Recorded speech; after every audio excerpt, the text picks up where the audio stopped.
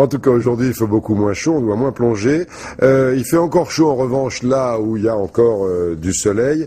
Mais il y a un endroit de France où on n'a jamais trop chaud. Il s'agit de Cherbourg. Vous l'avez peut-être remarqué en regardant Evelyne Delia, jamais plus de 23 ou 25 degrés.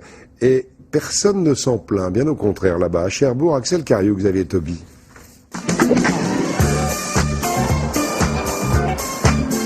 Des jolies filles, des palmiers et des plages de sable fin, Cherbourg c'est un peu la Côte d'Azur, à un tout petit détail près.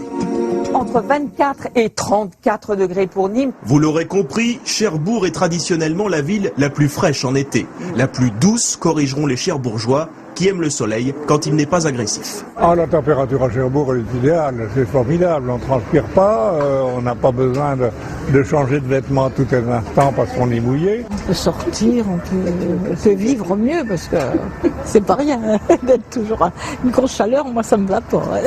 L'été à la Cherbourgeoise, c'est donc pouvoir courir sans risquer l'arrêt cardiaque tous les 50 mètres. C'est aussi tomber la chemise sans se ruiner en crème solaire. Mais méfiance tout de même. C'est du bronzage d'ici, hein, c'est pas du bronzage d'ailleurs. Hein. Je vois pas l'intérêt d'aller s'entasser comme des sardines dans le midi. Mais bon, bien sûr, il n'y a pas des 30 degrés, mais 30 degrés ici, les gens ne sont pas habitués, ils vont tous se trouver mal, là. Ils vont pas sortir.